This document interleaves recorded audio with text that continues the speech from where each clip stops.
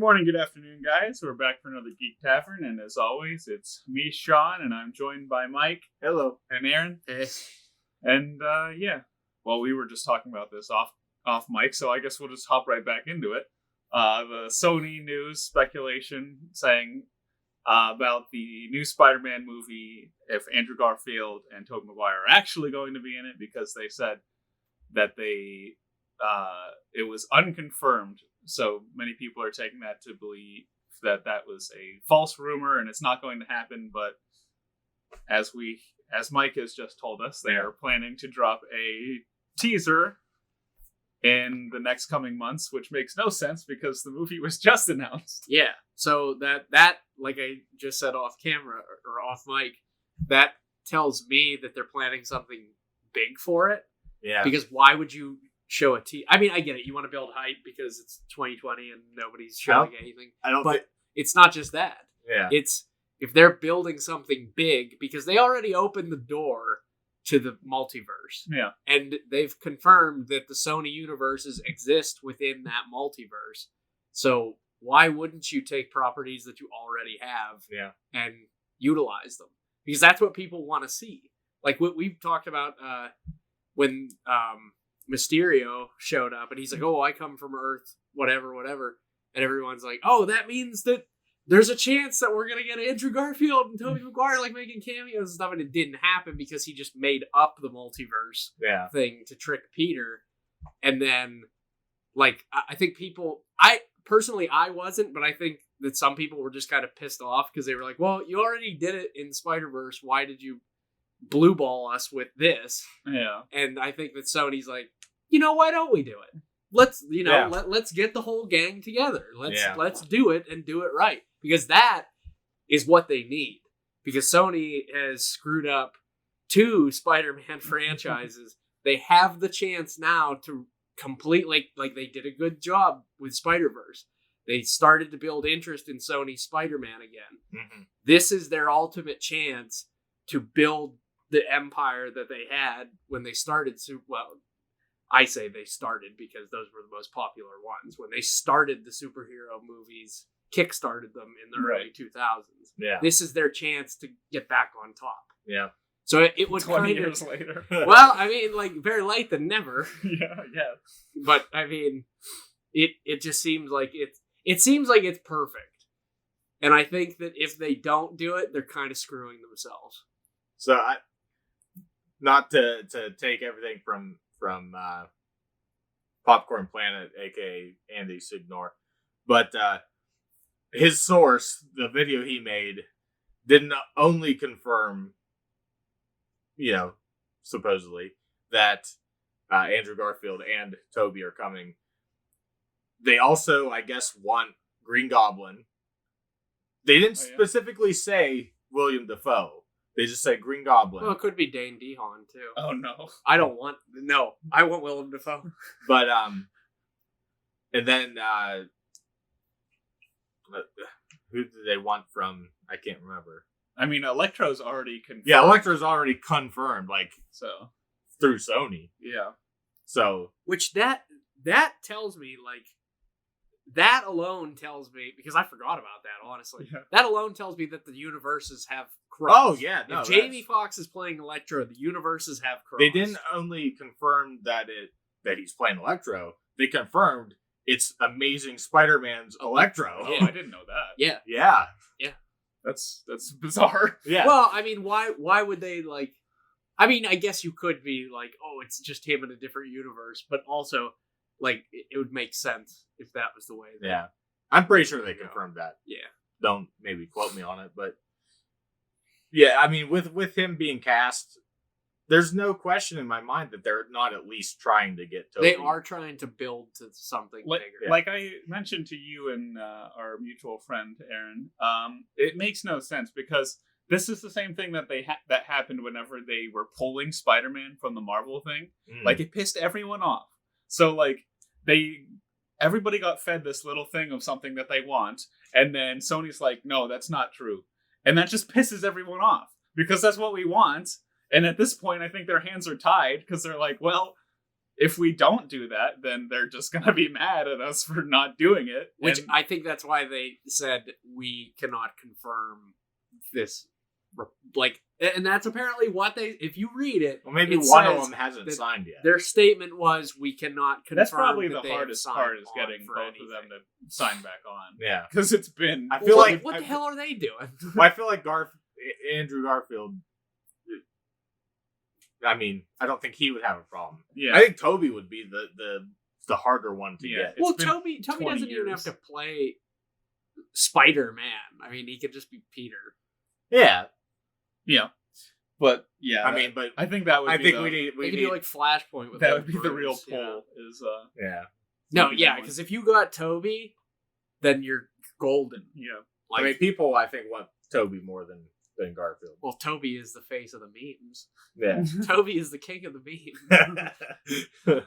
bully Spider-Man. Crying Spider-Man. Bully Parker. I forgot to, what does he say? I don't remember how that's my problem. Oh yeah, I missed the part where that's my problem. Yeah, he's a jerk. Now that should be a meme where they're like, "But we need you to come back to the Sonyverse." I missed the part where that's my problem. You got to get that into ether before somebody else does, right? Yeah. Well, before just thought of it, so now somebody else is going to. That's right. Somebody else is going. They're going to be like, "Wait a minute, I need to do that."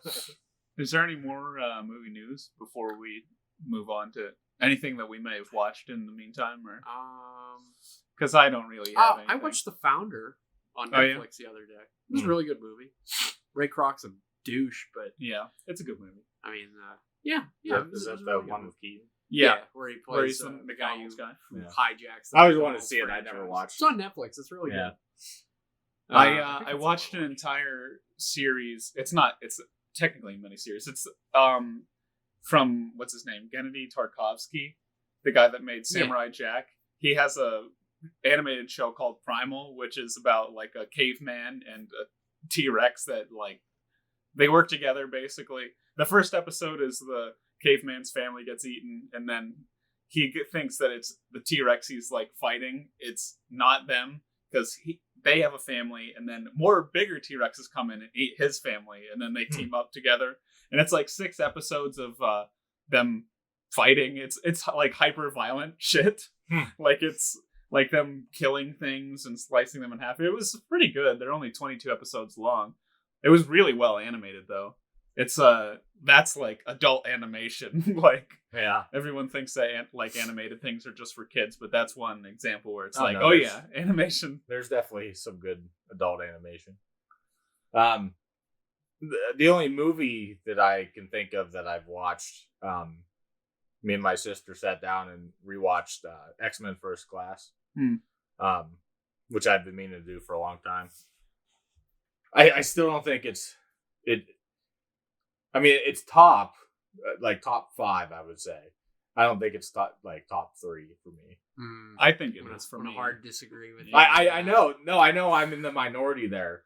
But yeah, it's probably number 4. It's right outside of my top 3. That trilogy's pretty good. Yeah. That whole trilogy's pretty good. I don't know. Going back and rewatching the older X-Men movies, I'm like they're dated because they're old. Yeah. That's, we look at them differently now. No, but there are still like movies from that era, superhero movies from that era that are still good. Like look at Spider-Man 2. Mm-hmm. That's a good movie. Yeah, it's a good superhero movie. But like you watch the X-Men movies and you're like these don't. I think X2 still holds up. X2 is pretty good. Yeah. But the first X-Men's like kind of slow. Yeah. The third one's just a cluster. Like I have no, it's not like top tier, but I have a love for 3.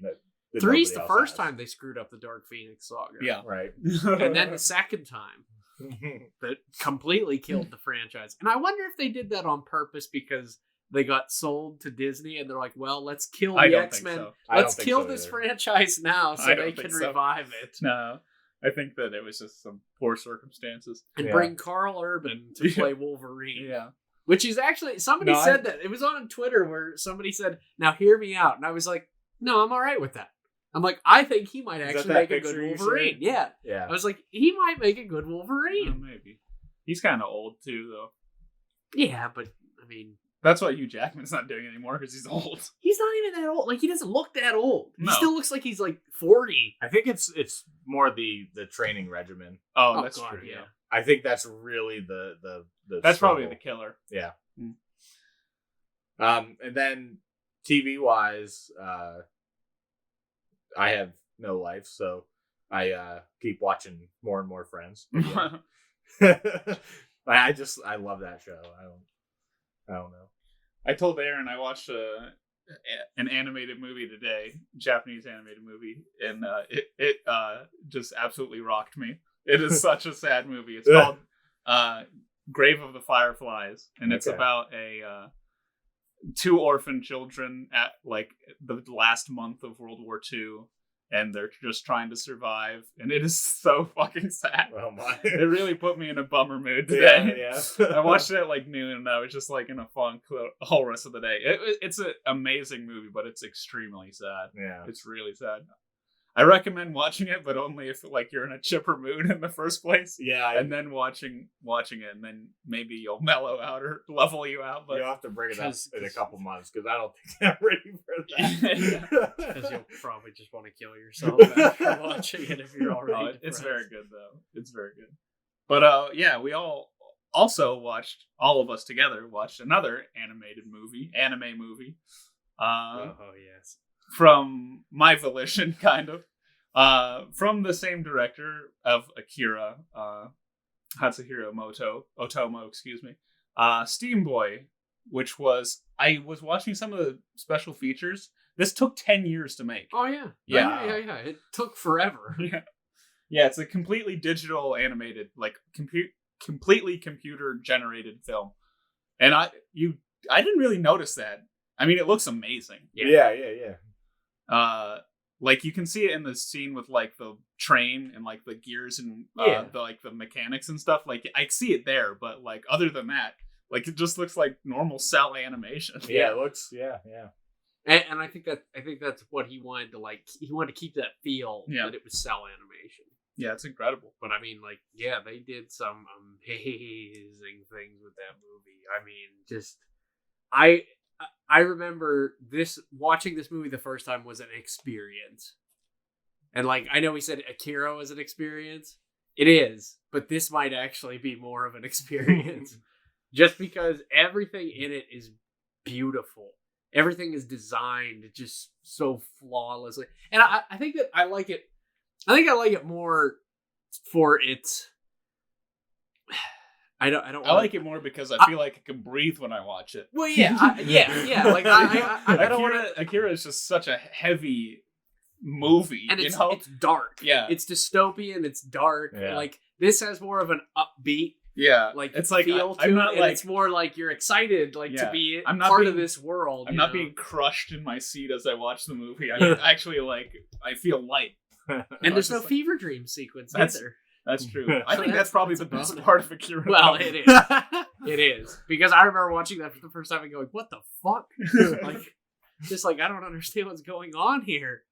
But, yeah, Steamboy is...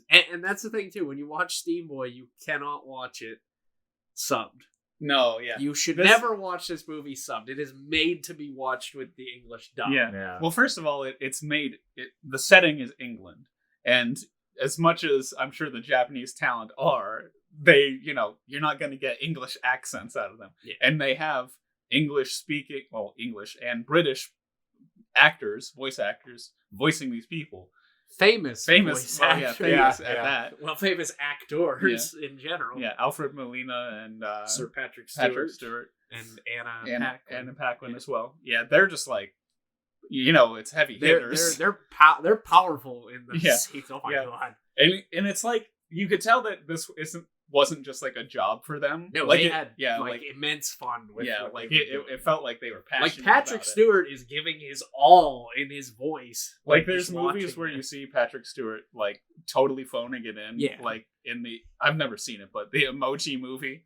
Oh, God. He voices a character in that. And I'm sure that he just like showed up, said his lines, and then left. But this, you could tell that he was like really like embodying this deranged old man. He just said it, and they're like, "Okay, thanks, Patrick." He's like, "Give me my fucking paycheck." He like walks out the door. No, this movie, he's like giving it his all. And I mean, it's fantastic. I love this movie. I can't say enough good things about this movie. Like, I've watched this movie 3 times since 2011, probably, I think is when we first watched it. 2011. And every single time is fantastic. And every single time it's better than the last. But I mean, just everything that happens in the story, it's, I just cannot say enough good things about this movie. Yeah, I enjoyed watching it. The score is phenomenal, too. Yeah. It's incredible. Yeah. Because they had, not only did they have famous actors voicing the main characters, but they had Steve Jablonsky, who did the Transformers and Gears of War. You don't usually see, like, Western composers, you know, creating musics for Eastern anything, be it regular film or animated films, which I thought that was really cool. And this was before he even did...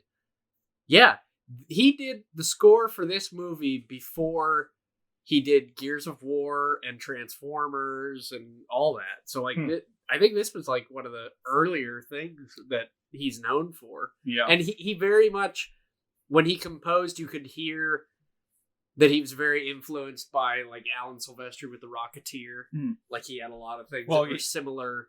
Because it's a steampunk thing. Like, it all has a similar sound. I mean, like, if somebody hits the nail on the head for a movie where it's a steampunk setting with their score, other composers are going to be like, well, they set the bar. Like, that's kind of the theme. Like, I have to stick with that because that's what people liked and it worked. Yeah, if it works, don't change it. Exactly. And despite it being a light, I'll say kids movie because it's kind of a kids movie, but despite it being like light, or blood.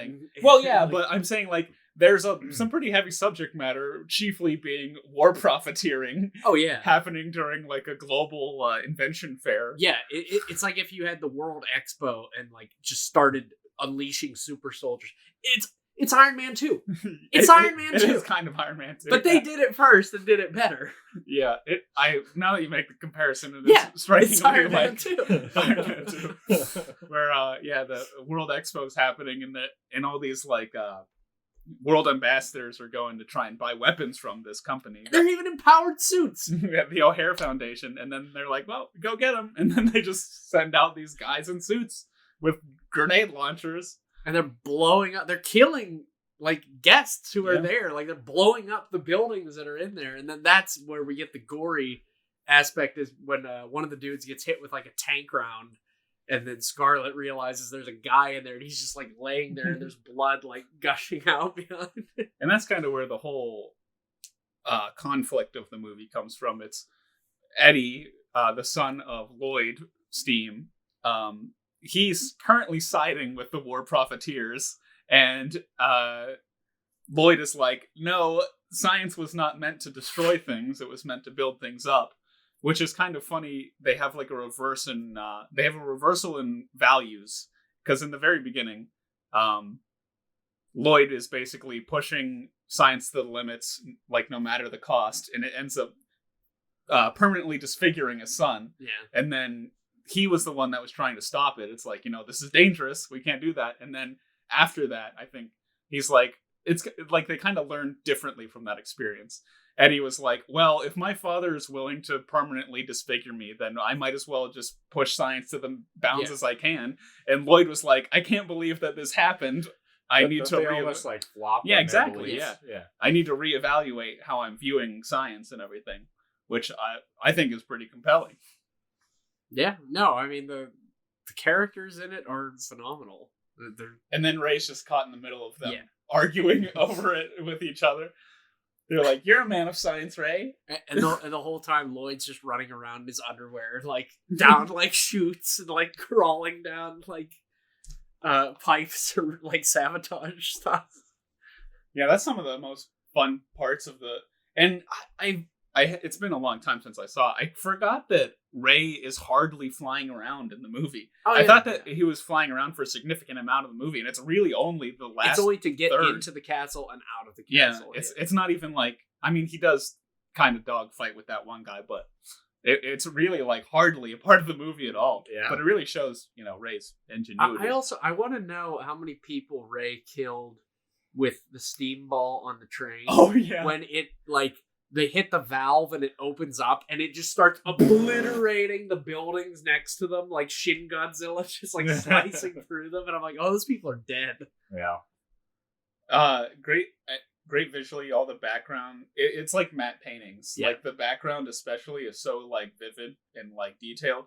Especially whenever the steam castle is like freezing all of London. Oh yeah. Oh, I like that part too, where Lloyd is like, "Oh well, I was planning on blowing the steam castle up over the Thames, and me and Eddie are gonna die in here, so get out." And Ray's like, "But that's not where we are." Yeah, he's like, "What do you mean?" And he's like, "We're in the middle of the city," and he's like, "Oh, oh like, shit! Okay. Well, we gotta figure out how to get it over the Thames." Yeah, I don't know. I personally love this movie, so I don't know. I could probably keep talking on and on I know. about it. I love the ending. When Eddie's like, "All right, see you, father," and he's like, "Eddie, you bastard!" And he's like chasing him. He's like, "Where are you going?" He's just gonna leave him there to die. I could probably figure his dad's a smart guy. He'll figure out how to get out of there. Yeah. Same as he did with their submarine or whatever. Yeah, and his I like when Eddie shows back up and he's just looks like Frankenstein. Oh yeah, like, yeah. Just walks in. in. That's a great part of it too. Like Eddie is like become a part of like science, and his creation is literally a part of him. Yeah. He's like partially the part of the machine. He controls it. He's the key. Yeah. He's the key to the machine. Yeah, and he pilots it, and it's everything about it's very impressive. It's just a big movie too. It's scaled. Yeah, I feel like Akira is like pretty large, but this feels even bigger. Just because it's like this castle lifts out of the ground and it's just like flying around. It lifts out of the ground, flies around, and then it has legs. Oh yeah, like it's literally a walking fortress. Yeah, it's a carnival. It is. I think that's my favorite part of the movie. It's the reveal, because it kind of shows the duality of their characters too, because Lloyd originally created it to be like essentially a humongous amusement park. And then Eddie was I don't know if I think he just sided with the O'Hare Foundation so that he could get money. Yeah. But they eventually were going to turn it into a weapon. And I loved how like halfway through the movie, like all of us are like, "Oh, David." And then we're like, "Fuck you, David." Like towards the end of the movie, just worse. Because he becomes like this psychotic, like delusional man. And like, it's hilarious because as he gets more injured, he just becomes more delusional. Yeah. And you're just like, dude, take a nap. Yeah, you can't let the steam ball fall into the wrong hands. Yeah. Yeah. I don't know. Great. Fantastic movie. You haven't watched... We recommend that. Yeah. You haven't rewatched Akira yet, have you? No. Yeah, we can't get your... I know. Your corrected or updated score on the movie. I keep forgetting. All right, well, I'll tell you what. Let's take your score of Steamboy and we'll just splice it in. Splice it in. This is almost a perfect movie for me. It is. It's really great. Like, I remember I was asking Shawn because I was like, "You were there when we watched Steamboy, right?" And he's like, "Yeah." I was like, all I remember, we watched it like, we started it in the evening, and it's like 2 hours and some odd minutes. It is a long movie, too. Yeah. But I remember by the time we finished it, it was dark outside. It was like in the summer, like summer of 2011. And I just remember all three of us going out to the back porch and just sitting there, just staring off, and we were like, wow. Like, that was insane. Like, and very few movies have done that to me. Yeah. Where I'm just like, holy shit. Like, that's an amazing movie. But this one did. This one did. Yeah. I give it a 9 out of 10. I'd almost give it a 9.5. I don't know. It's like one of those things where it's like hard to rate it 10 out of 10. Yeah. Like, there's so few movies that you can really rate it 10 out of 10. Yeah, I don't know if I could justify rating any movie ever. Well, I'm just going to tell you right now, Godzilla vs. Destroy It has 100% on Rotten Tomatoes. For your information. There's also a difference of liking and being one of your favorite movies, and it also being like a good movie. Yeah. This just happens to be both. Yeah. This just happens to be both very quality and one of my favorite movies. It's like The Thing and Terminator 2. Yeah. Both are very good movies, but also are two of my favorites. I mean, I could probably give this a 10 out of 10 if I wasn't so almost like battling with myself of ever giving a movie that perfect score. Yeah. But I mean, I'm sure that there are some perfect movies. I mean, I know I have an opinion of a few of them, but yeah. So yeah, it's 9 or 10 for me, honestly. Yeah, it's phenomenal. I'd probably go 8.5 to be different. Fair enough. All right, we'll splice that in for Akira. I think we're all sitting at an 8 for that. Yeah, you don't have the attachment to anime movies. No, I do it either. So I'm approaching it with a love in the first place. So yeah. And see, I don't even have like the attachment to anime or the anime movies in general. It's just when a movie like that like just hits me and I'm like, wow. Yeah. Yes. That's amazing. Half of it's probably my lack of being able to remember a movie the first time I watch it. That's fair. Like it is long too. It's hard to be fully engaged. I remember really liking it. That's fair because Shawn and Josh have told me movies that we watched in the theater, and I was like, I don't even remember seeing that. Like I have a terrible. I have no recollection of watching that movie because I'll be like, hey, I never saw that movie, and then they're like, no, we saw it.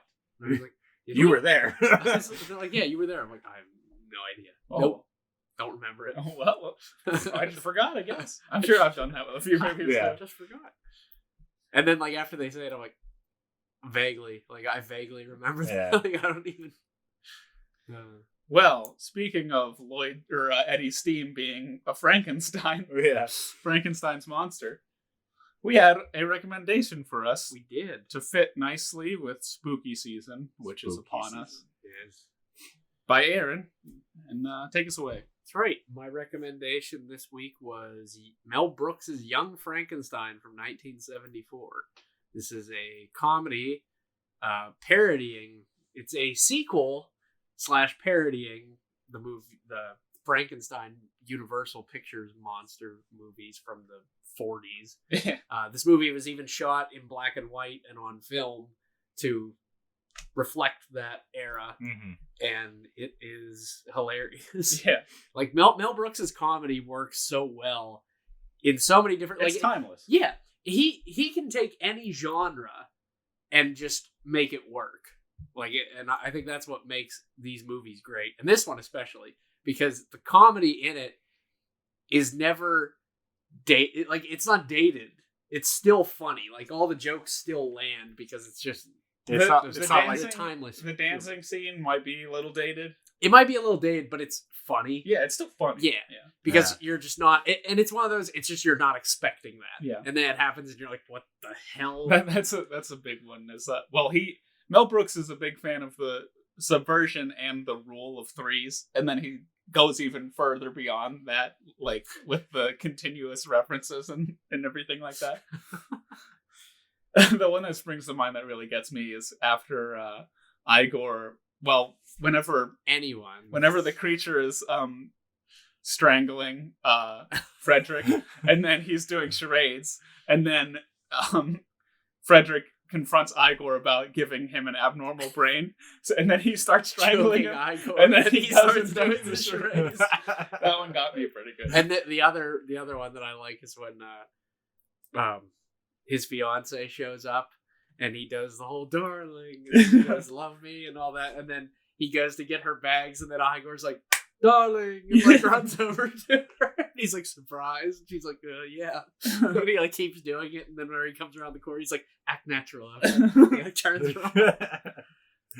And then will you help me with the bags? Will you help me with these bags? Certainly. You take the blonde, I'll take the one in the toilet. I think that Igor is probably the best part of this movie. God, yeah. Marty Feldman is the key to the whole thing. I think if Marty Feldman hadn't been in the movie, it wouldn't have worked. No, I don't think so at all. I mean, he's just such a bizarre looking person. He is, and he's hilarious too. Just that adds to the whole. I mean, everybody knows what Igor is, and then just like him looking like that. And that's another one of my favorite parts is when he meets Frederick for the first time, and he's like Dr. Frankenstein. He's like, it's Frankenstein. He's like, they told me it was Frankenstein. And he's like, no. He's like, it's Frankenstein. And he's like saying to him, and he's like, you must be Igor. And he's like, no, it's pronounced Igor. Like, and he's like doing it back to him, and he's like, they told me it was Igor. And he's like, well, they were wrong then, weren't they? There's also a part, I forget the joke, but it has something to do with eyes.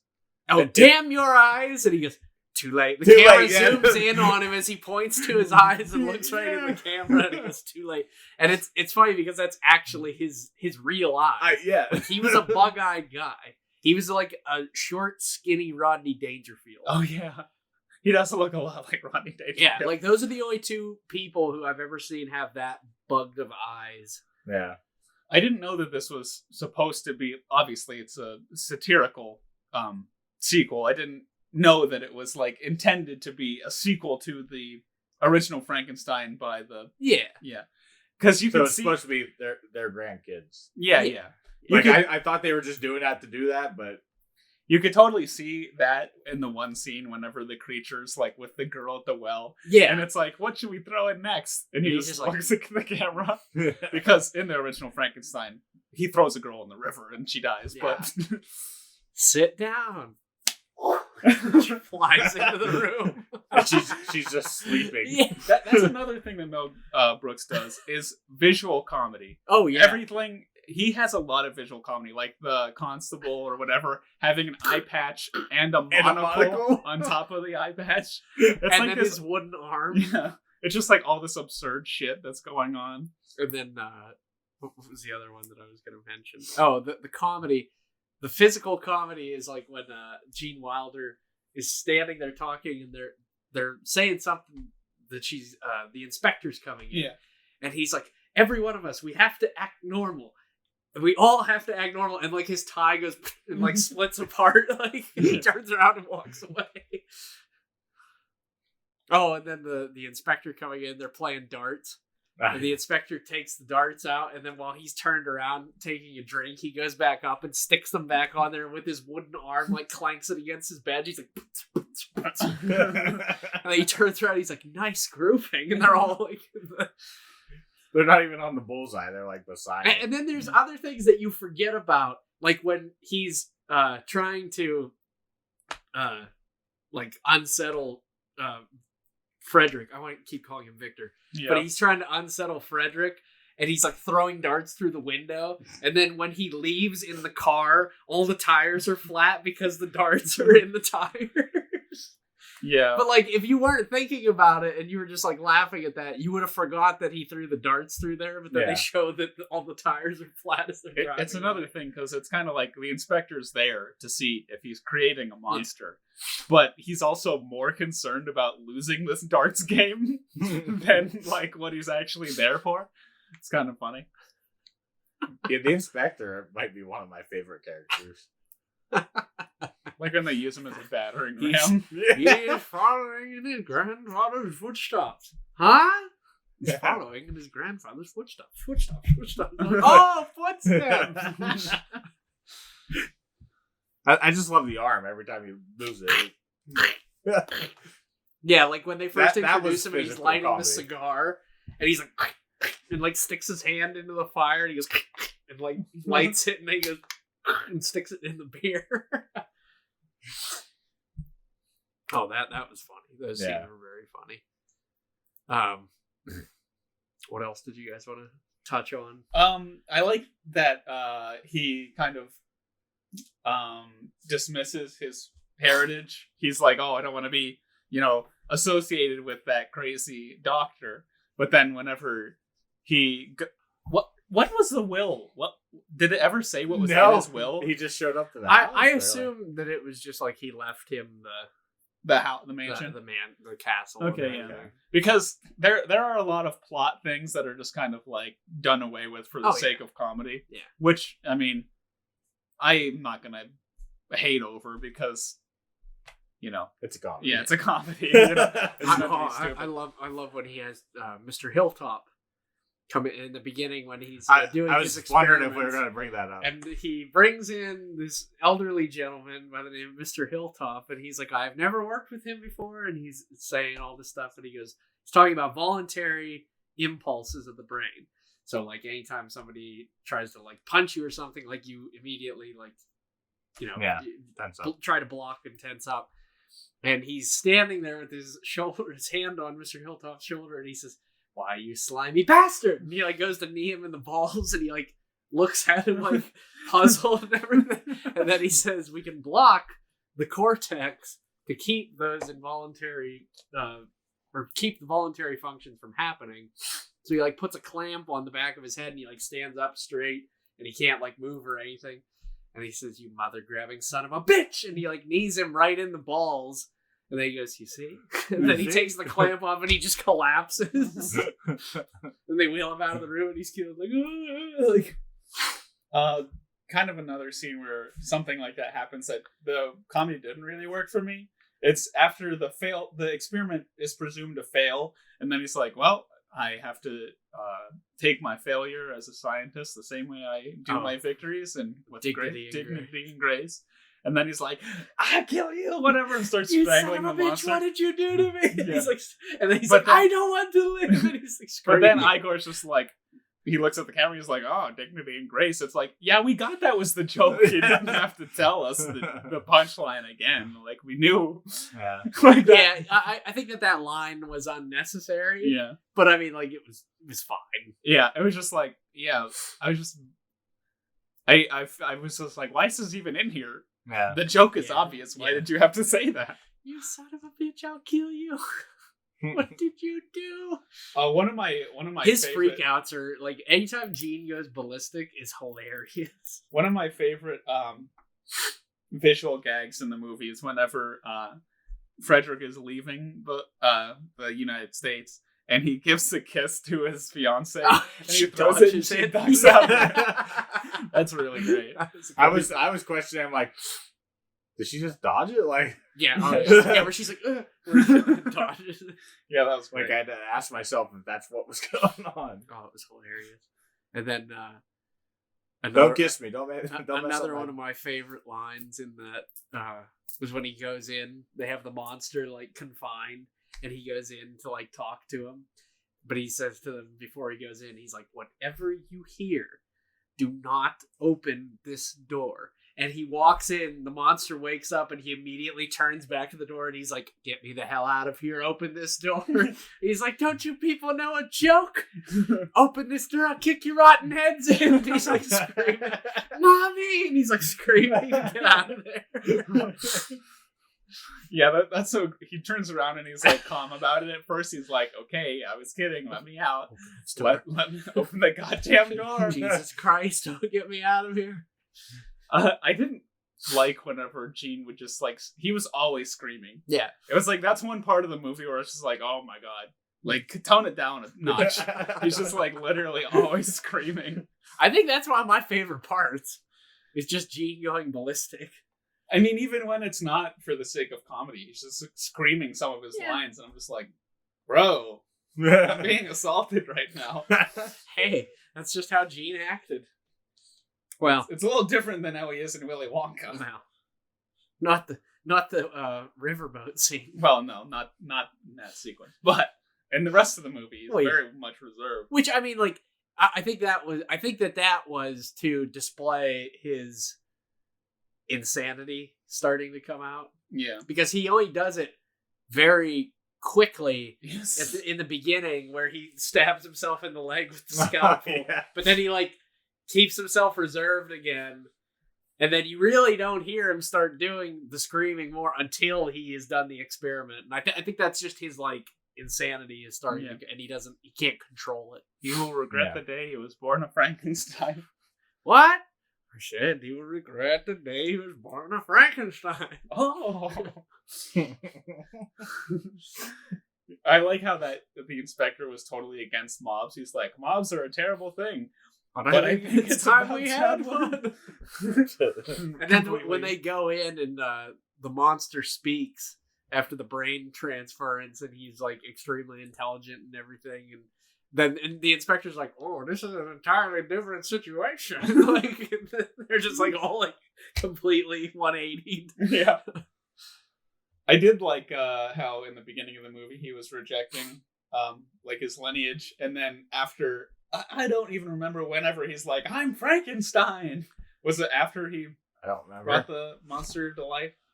Yes. Yeah, it was after he brought it back. Yeah. After he tried choking Igor and doing the charades. 3 syllables.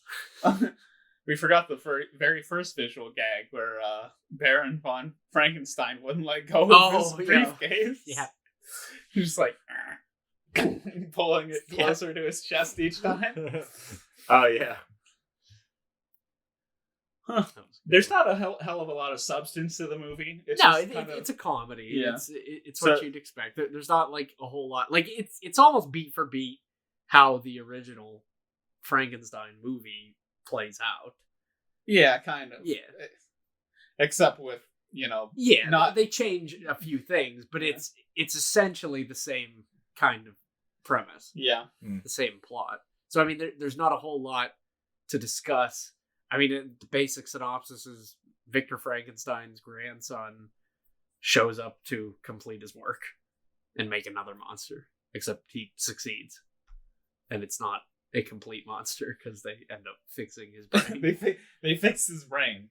Yeah. Did Igor go back to America to get that brain? No. It was in... I think it was in Transylvania. Like, it was in the town somewhere, I'm pretty sure. I don't remember. They said because it was Hans Delbruck. Yeah, and Hans is like a German name, so I'm assuming that he just like researched and he's like, oh. I don't know if there's supposed to be a joke there that I'm not understanding. Yeah. But H. Delbruck. Yeah. No, I think it was just the joke that I took away from that whole thing is whenever he's like, okay, whose brain did you get? He's like, Abby, someone.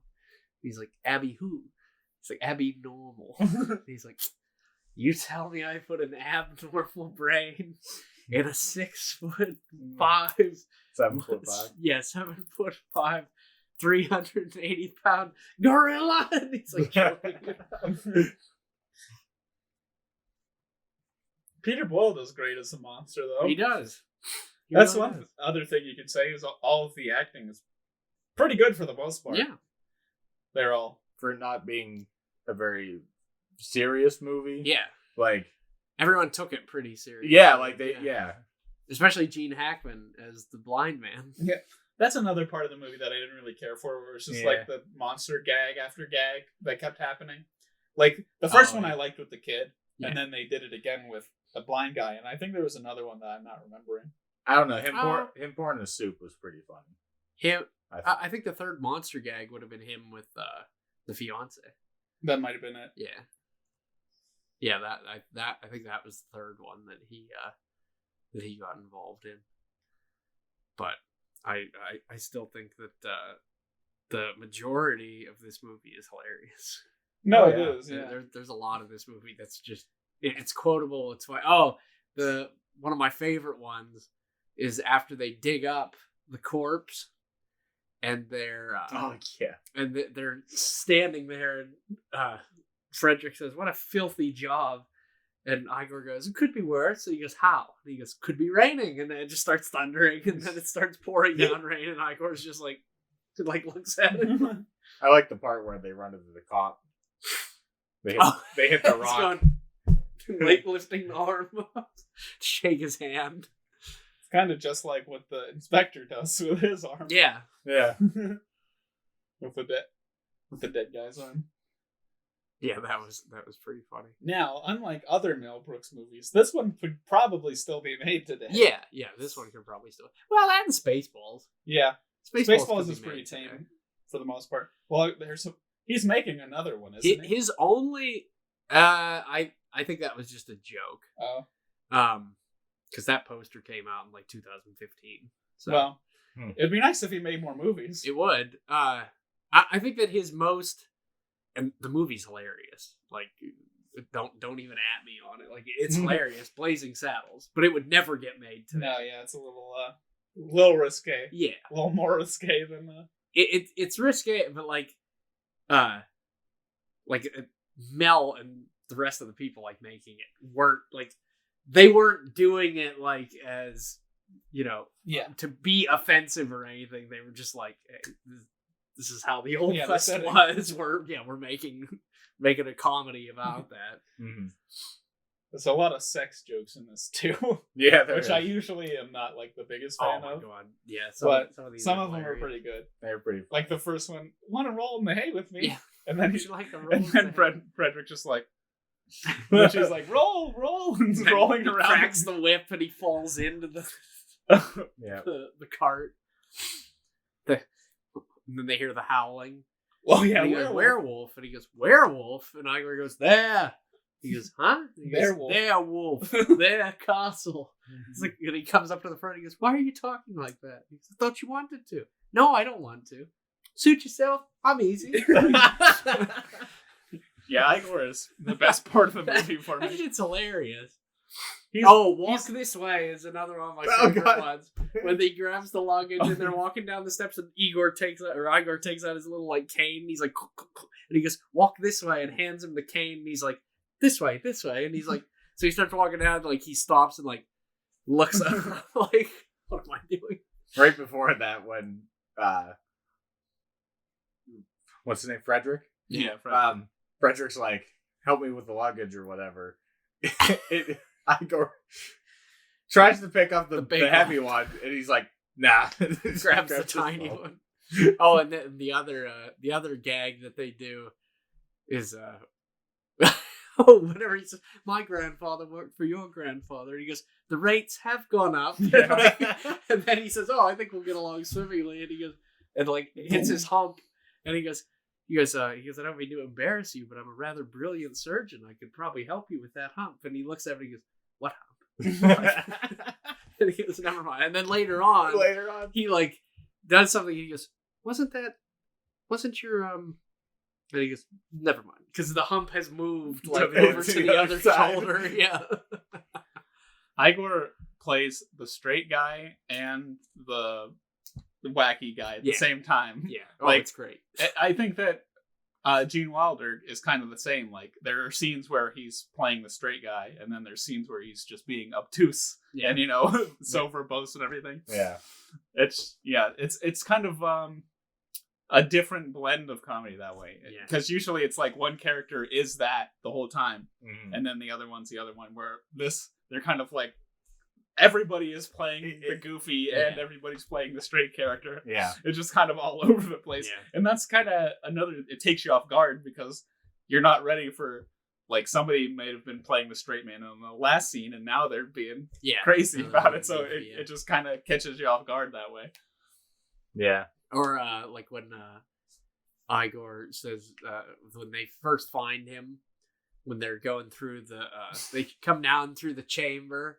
And they have he has all the preserved heads there, and it says 6 years dead, 3 years dead, 6 months dead, and then it says freshly dead, and Igor has his head sticking in there, but they don't realize it's him, and then he starts singing and going doing his thing. One of my favorite bits was whenever he's up stringing the kites or whatever, and Frederick is like, "You have to be careful. There is a possible risk of being electrocuted," and he He's just yelling shows up, it again. Yeah, he's shows up right next to him. He's like, "Why are you yelling?" he's like, "I thought you were up." And he's like, "Yeah, I taught him off." yeah, he just shows up. Yeah, he just slides into frame, and he's like, "Why are you yelling?" That was great. And then another one of his great gags was when they're playing the music on the rooftop to try to bring him back. And Igor's sitting there with his French horn, and he has the music stand there, and he's sitting there, and he's like keeping time. And then he goes checks it through, and then Frederick stops playing. He comes in and plays his little. He plays 3 notes. Yeah.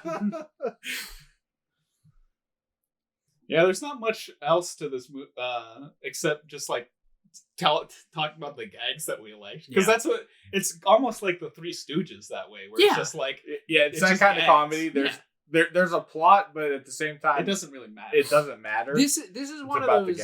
This is one of those comedies where it's based on something that you should already know the story behind. It's like Spaceballs. Yeah. If you don't know Star Wars, then why are you watching it? And there's comedy to be brought out of the setting that is Transylvanian monsters horror crap. Yeah. But yeah, altogether, it's really just a bunch of slapstick and visual comedy. Mel Brooks really excels at visual comedy. Oh yeah, it's just so good. He just knows like how to ignite a scene comedically just from doing one little thing. And this, it looked really good too. Like it looked like authentically in like a Victorian, like Transylvania type of place. Yeah. The very first scene, whenever after the matte painting and they like zoom in, I thought it was like, it kind of looked like they were on like a set. Like you could tell that it was like a construction or whatever. But the inside the mansion is like very impressive looking. Yeah. Like it's a large scale, like looking place. Yeah. So yeah, the streets, like you said, you could tell it was like a built set. But yeah, like I completely forgot about the rest of the house settings. Yeah. And then there's just whenever Frankenstein's monster is in the cave with I don't even remember her name. Nah, the fiance. I forget what did her they name say is. it? I think they do, but I forget what her name is. Yeah, it doesn't really matter. I kind of wish he would have killed her. No, I think it was funny how the ending played out. Yeah, Where you can't have the monster kill anybody because he's irredeemable. Then yeah, I just didn't like her. She was annoying. Well, that's the point. I know.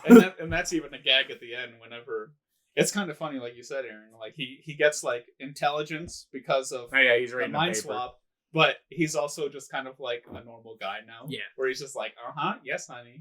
Yep. He's like, yeah. I hope you don't mind. My dad did it all just for you, and he's like, yeah, like he doesn't do his. He just goes. Like he's just sitting there, like, I know. Oh, her name was Elizabeth. Oh, which is the fiance. Which is also the name of the love interest in the original Frankenstein story. He's very possessive in that. Let's not forget. Probably a bad time to say this. I don't think I've ever actually seen actual Frankenstein. I don't think I've watched it in its entirety. I've never watched it. I mean, I know the concept, story, obviously. I've read the very small novel, and also I've seen scenes from it, so I know what happens. But yeah, let's not forget Cloris Leachman as Frau Blucher. Yeah. Oh my god. And the joke there that I didn't know up until like maybe 5 to 8 years ago is that Blucher is the German word for glue. So that's why the horses freak out every time someone says her name. But there's like, they keep saying her name and the horses freak out. But then there's the scene where they all go in the house and Igor's bringing in the luggage and he like goes in the door and then he comes back around the corner and he goes, Blucher! And then they all like freak out again. He just like smiles and then runs back inside. Yeah, they did that gag 5 times. Yes. Because it was 3 times whenever they were just talking. And then the 4th time whenever Igor says it to taunt them. And then the 5th time when they're in the mansion, like inside. And was it 2 times in the mansion? No, just the one. Because he says, she's like trying to get him to see if he wants a drink before he goes to bed. And then he's like, no, thank you. Good night, Frau Blucher. And then you like hear off in the distance. No, there was 2. There was that one, and then there was one later where I forget what she's doing. She was down where when they found her with the violin. Yeah. Because he goes, Frau Blucher, and then you hear it. Yeah. Oh my god. I must have missed that part. Oh, that's funny. I really like that bit too, where she's like, some warm milk, Ovaltine. Ovaltine. He's like, no, get out. Thank you. No. At first, I was almost thinking was she trying to seduce him? Yeah. Yeah. I mean, he looked exactly like his grandfather. He's remarkably striking. So is she supposed to be like really, really, really old? No, I wouldn't say like really, really old. Okay. Old enough to be romantically tangled with his grandfather, though. Yeah. Well, I know, because he's not a young She could have been a himself. young lab assistant. Though. Yeah, maybe, yeah. Okay, yeah.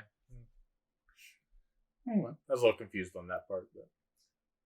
Yeah, I thought about it too, but then I started thinking about it. I'm like, don't think it's about not, it too yeah, much. it's, There's no lore to this. Like, it's another thing where it's like, if you're missing the point if you're dwelling on it for so long. Yeah. It's just like, you're not supposed to worry about it. No.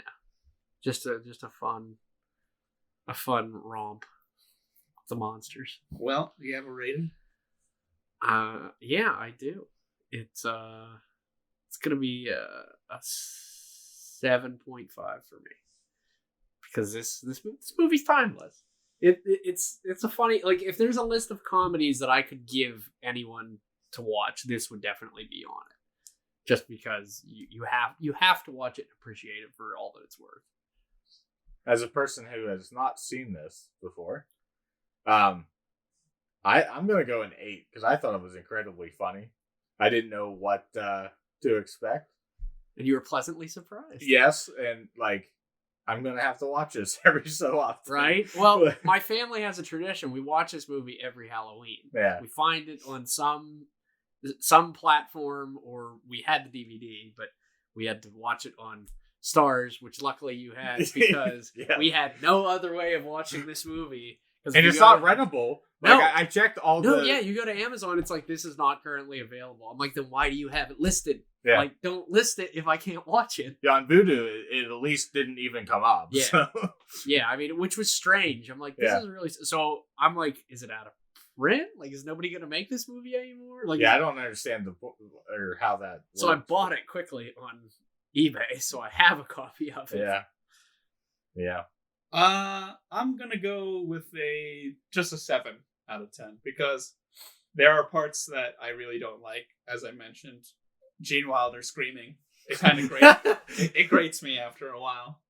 And I gotta say, I feel like I barely noticed that. Like I knew he was reacting, but like, yeah, you're wrong. I don't know. And then some of the jokes being retold to me made me feel stupid. You never want to move. Well, Shawn, I got some bad news for you. An audience or a movie should respect its audience. It's Mel Brooks. He doesn't respect the audience. He hates the audience. I hate you. Dumb sacks are gonna watch it anyway. That's right. It's like you're gonna pay for it anyway. Well, there that was. Your Halloween treat.